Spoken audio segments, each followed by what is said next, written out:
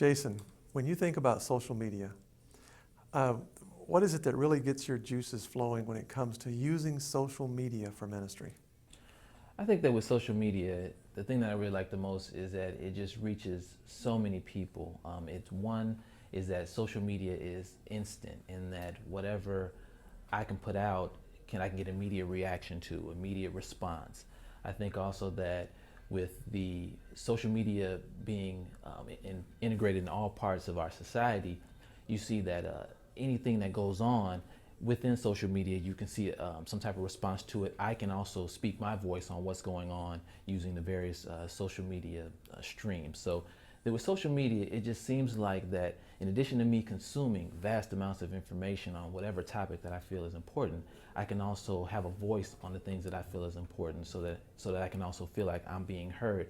And then also I can have a circle of people or trusted friends that I speak with using various social media tools, as well as also have a larger audience that may not be my inner circle, but I can still also speak with them and interact with them. So it just gives me access to reach a lot of people from something as small as my cell phone, iPhone, or whether I'm sitting in front of a computer creating a large project that I can reach out to the masses. It just gives me access. I understand that you have helped T.D. Jakes build his Facebook page and kind of enlarge his congregation, so to speak, Facebook audience. What did you do when you came in there to do that? Wow, let's go back.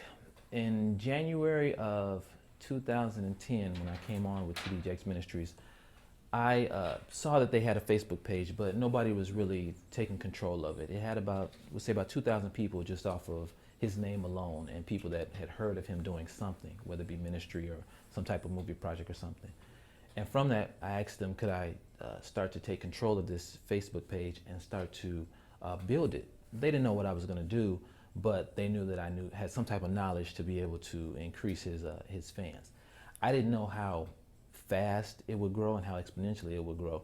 But I took a strategy I started off with posting daily inspiration from Bishop Jakes. When I grew up, prior to joining his ministry, things I liked about Bishop Jakes were the inspirational quotes that he would have and inspirational materials that he would put out. So I started sending out daily inspirational quotes in the morning to start people's day off, because everybody likes to start their day off with something motivational. Then I also started giving them more access to Bishop Jakes in terms of what was going on with the ministry. I might send out a video clip of what was going on with the ministry, a new product, a upcoming event, or just giving people more access to the ministry and in essence to Bishop Jakes. As the numbers started to grow, we also started to put more of the Facebook fan page URL onto different marketing materials, whether it be a letter going out to the members or just his TV show and stuff like that. So the more people started to see that this Facebook page was something that was being utilized by the ministry, the more they started to join it and see what else was going on the page. So as the numbers started to grow exponentially, then the ministry started to take notice and we started adding much more content. Again, content is what drove the entire page. The more content you added, the more that people started to really see what was going on. Now, also, when you see someone, say one of your friends likes Bishop's page and it shows in their stream, then someone else will say, oh, I didn't know that that's where I could get access to Bishop Jakes, so they'll like it. So we saw people that were starting to like it because their friends like it, and once they got on there, they started interacting, and then something really great happened. Bishop Jakes himself started to take notice that we had about 50,000, 75,000 fans on there, and he not only changed our group and put me into a social media group where we started focusing on just this, but he himself got involved. He started posting stuff on there and responding to people. Of course, initially they didn't believe it was him, but that is understandable how people wouldn't think that he would take time out of his busy day to post. But he started posting. In addition to Twitter, he started actually sending out tweets. And when people started realizing it was really him, then this wall came down and they saw the power of social media and Facebook, and that they could have access to Bishop himself and get his insight. And instead of watching a DVD, which they did feel connected to him from seeing that or his TV show, they actually was talking to him. And the power of that just made the page grow to unknown numbers that we didn't even see. I started last year in January, as I said, with 2,000 members. Just earlier today, I think it was 315,000. What expectations should a church have if they, want to have a Facebook page? What can they expect to benefit? Can they expect to have from having that presence? I think that they should expect that, for one, that they will have people have much more access to them. So the more content they put out, the more access that people will have to them. So they should look at it as a complement to the marketing materials they already use within the ministry. So for example, it shouldn't replace the bulletin that comes with the service, but that information should be also available on the internet or through Facebook or something like that. When you start to utilize Facebook, you should look at the results that, in addition to reaching your local neighborhood, you might start to gather people that support you from 2 or 3, 4, 5 states away, as well as multiple countries away. You start to become not just a local church, but now you're an international church. So that you may not look up and have 1,000 people supporting you from, say, Africa or Europe. But if you have one person, that's one more than you would have had you not utilized the internet. So you now become international, as well as you give people much more access to everything going on that they may not have gotten if they not have put that stuff out throughout the internet, Facebook, Twitter, whatever social media that you choose. What does it take on a daily basis to make that successful? A Facebook page that is something that would be sticky, in other words, draw people in to make them want to stay, and kind of participate in what's going on. What does it take to pull that off? It takes, well, of course, first it takes time. So to give specifics, I would say starting off with 2 to 4 hours a day of somebody dedicating time to this. Now, in addition to that, when in the midst of that 2 to 4 hour time frame, you're looking at someone that's interacting with people that respond, comment, retweet what you say. You're looking at pushing out content. You need to come up with a strategy of what content you're going to push out. For example, on a Monday, it's good to push out the content about the weekend message because there were many people that might have attended services, but also people that may not have been able to make it, or your supporters that are in other states or in other countries that want to know and keep up with your ministry. So in addition to pushing out content and being interactive, you also want to make sure that the content is formulated in different formats. So you may start with a status update that's just text. Then you might want to have pictures that of the service or whatever event you had going on at the ministry that you want to push out as well. And then you also want to have video. And so also you got to keep in mind that when you start putting stuff in social media, because the reason that social media is blown up is, in addition to being interactive, is that it reaches every mobile device. Now there are billions of mobile devices out there, and now we're taking the ministry right to the people. So with all these mobile devices that people have, when they start to, anytime they power up their phone, they have access to the internet, and right there at the internet, with whatever else they're looking at, is your ministry, and therefore you're able to reach them right where they are. And that type of result and that type of the type of response you get from that is what will drive your numbers up a lot higher with the interaction and the fans that you have for your Facebook page or the Twitter followers that you have. When it comes to Facebook, I'm assuming that you probably work with a team of people, or at least a few people that help you manage the page. You've already mentioned a little bit about what you might post on a Monday morning or whatever. Do you ever tell them, don't do this, don't post this, or there are certain things that are just kind of taboo that you don't put on Facebook? Yes. We've had different situations where stuff that we've posted that we've learned that people may not have liked, or certain things that have a response that we didn't foresee. For example, to give you a good example, when LeBron was doing the decision and he chose to leave Cleveland and go to Miami. Now, we had a conference coming up which was called Manpower Conference, and it was our men's conference. And so we did a question on Facebook: where do you think LeBron should go? We put Miami, Chicago, New York, or Manpower. Now, of course, the majority of people who were familiar with this big event that was going on, a lot of them said, what team they thought, as well as, LeBron should be at Manpower and so on and so forth. But we had quite a few people that were very, we'll say, conservative, and they felt like that the ministry's page shouldn't be used for that type of question or that type of event, somehow shedding a bad light on the ministry.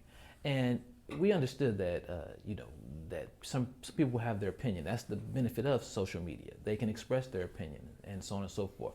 And we ended up taking the question down, not because we felt it was wrong, but just because we weren't prepared for that many negative responses. So instead of addressing each comment and explaining to him what our perspective was and putting that up, we just took it down in that particular instance. So there are some things that you might have a negative response that you didn't foresee, where you might have to learn later on that you might not want to put things like that up, or be prepared that some people, you won't be able to please everybody. So therefore, you take the good with the bad. If a church were to come to you and say, we need to develop a strategy for social media, how would you assess as to whether or not that church was really capable of doing that, and what would be some of the steps that you would lay out for them to initiate? Okay, initially that type of meeting, I would start off with looking at what type of content they generate in a given week, we'll say. And we know that during the weekend there's a message, and what type of information and content the pastor generates. So if we start with let's just say we focus on just the message of the pastor. Well, we can take that and we can push that out throughout the week. Say, take quotes from the pastor's message, and that can be information that can be pushed out throughout the week. We can take a couple video clips of that message. We can take pictures of the service during the weekend and push that out, information out as well. I would look at what other type of content that the ministry generates, whether it be does the pastor have a blog? Is there anyone in the leadership that has a blog that they're pushing out content? What type of events does the church have? And whatever else is going on, what type of ministries, whether it be a youth ministry, young adult ministry, kids ministry, just to look at the variety of things going on and to see how we can push that information out. Once we see how much content they have, then we look at who's going to champion this content, who's going to be the point of contact, because I can help them as far as tell them how to push the content out and what channels to use to push the content out, but there's got to be somebody that's going to do it. Now, if I give them the tools, say we use a Facebook or Twitter or set up a blog at WordPress, then we need somebody that's going to be the point of contact to gather all that information from throughout the ministry, and usually it's not the pastor. So to gather all that information together and figure out what days we're going to push this out and what times on these days we're going to push that out. So once we look at all that and we see that there are people in place to do that and there's enough content to start pushing that out, then we also look at the last part of how can we take the social media and integrate it more into what you're already doing, the marketing materials, whether it be the bulletins, the letters they send out to their congregation, and start putting social media icons and URLs onto that to make sure that everybody knows that we're making this social media movement. And if we see that all that stuff can come together, then we go ahead and make it happen. Now, if we're lacking in some places, then we look at, maybe a ministry wants to hire somebody to fill that role until they can get somebody or a volunteer to get up and take over that. But so we can look at that option as well. But once we get all that in place, then we go ahead and make it happen. Can you think of a story in your experience in your work with people and social media where it demonstrates the value of having social media for a church? Oh, absolutely. I can use Bishop Jakes, for example, he did something that I had never seen a ministry do or a pastor do that just it exploded. He started he just did a status update, and it was a prayer. And what he asked people to do was add to the prayer. So he just started with a regular basic prayer, and each comment was somebody adding to the prayer, praying for somebody they needed to pray for, or whatever they had going on in their life. And they had this prayer chain that just exploded with thousands of people participating. And every so often he would jump in and add another prayer to it. So when he finally was done, and he did this, it had to be like 4 or 5 hours that he just participated in this and prayed for people and added his own prayers. You saw the power of social media in that just asking people to pray online and for whomever they felt they needed to pray for or for themselves, you saw the exponential impact of that. Now, I say that to say that, Bishop, he sent out a message from his iPad, which he, now uses, and he wasn't talking to anybody. He didn't see anybody. He just sent out a message from his iPad, but he affected thousands. And as other people saw their friends praying, and the word got out, then more people got in. But it was just a simple update from his iPad that affected thousands of people. That's the power of social media. And he did it. I mean, he interacted with it for hours, but it took him maybe, we'll say 8 seconds total to put that prayer out.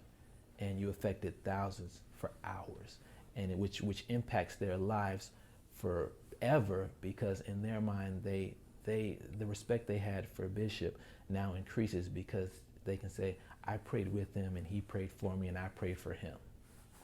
You can't measure that.